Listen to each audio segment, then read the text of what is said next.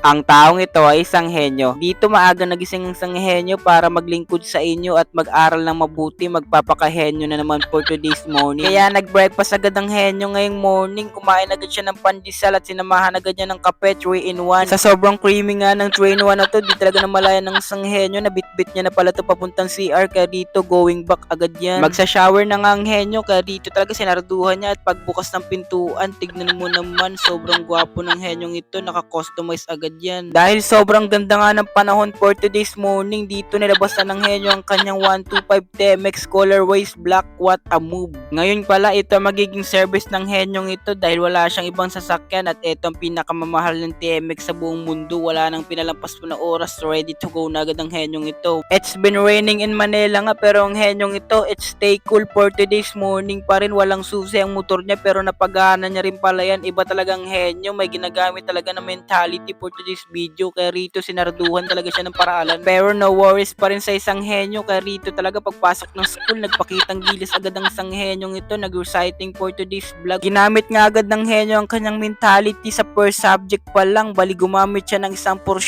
kapangyarihan ng kanyang mentality para ma-review at eto nakakuha siya ng 8 points over 10. What a great moves. After nga niyan dito kumain ng isang henyo at bumili sa kantin dahil ito ang magiging first lunch niya for today's morning. Kaya rito namigay agad siya ng tinapay na buburaot kasi siya. Maraming ang buraot dito sa Pilipinas kaya rito talaga kinuhaan talagang isang henyo dito. Wala paalam-paalam ang sama na ugali niya. Pero no worries talaga sa isang henyo. Kaya rito nakipagmaritisan ng isang henyo dahil tuwang-tuwa pa siya sa kanyang ginagawa at after nga niyan sumusulat agad ang isang henyong ito at focus lang sa goal. Kaya rito ginamit ng isang henyo ang kanyang mentality for today's video. Kaya dito tinapos ng henyo ang kanyang gagawing article para sa kanilang research topic. Diretso nga agad ang isang henyo sa computer room para gumawa ng resume at agad-agad natapos ng isang henyo ang resume nito dahil easy lang naman sa kanya at dito ginamit niya ang kanyang mentality. After nga nun dito mapapalaban ng isang henyo, matutuklasan nyo kung paano sumayaw at gumiling-giling ang isang henyong ito. Sumayaw-sayaw ang isang henyo para nagsasagwan o tumiikot lamang. Nahihilo na nga ang henyong yan. Tignan mo naman ang kanyang ginagawa. Ikot lang ng ikot, sumusunod sa leader pero what a move talaga sa isang henyo yan. Tignan mo naman. Kaya after din yan, dito ang isang henyong ito tamang goodbye lang dahil uwian na at ito nga palang pinakamasayang araw dahil nasabi ko na rin sa inyo. Tamang chill ride lang ang isang henyong ito at dito may napansin siya dahil ang kanyang side mirror ay di mapakinabangan dahil nakaharap sa harapan. Kaya ang henyong ito ay may naisip na paraan. Ginamit niya ang kanyang cellphone para magsilbing side mirror at makita niya ang likod. Tignan mo naman kung gaano katalino talagang henyo pag ginamit na ang kanyang mentality. What a wow!